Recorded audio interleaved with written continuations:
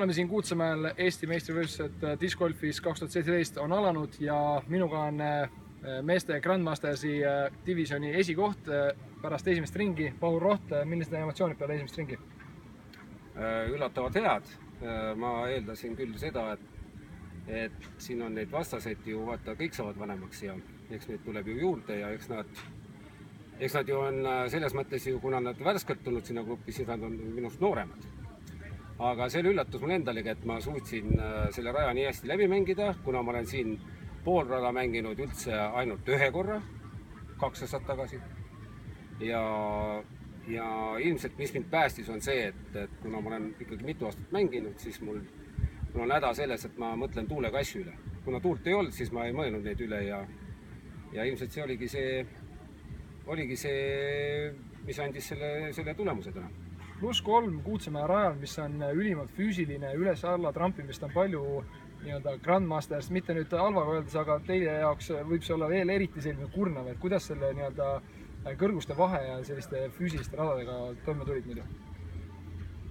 Mul on, tegelikult ei ole hullu midagi. Ma saan mäest üles väga hästi, aga kuna mul on põlved tuks, ma saan mäest alla. et see on... Need peale seda esimest laskumist, mis seal see megalaskumine oli, kus mul muidugi vise väga hästi välja tuli. Peale seda ma tundsin oma ühte põlve küll tõsiselt, aga õnneks nad pidasid vastu, et muud probleemi nagu see palavus teeb ju kõigil on ta sellest suhtes võrdne, nii et ei olnud nii hull, kui ma arvasin.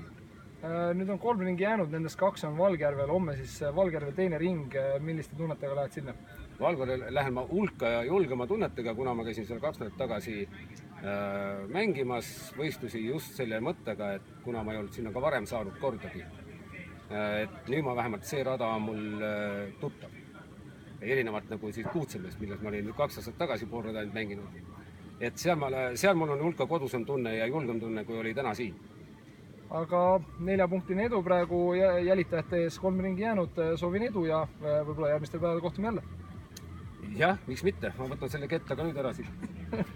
Siis on nagu kindel kivi tunne.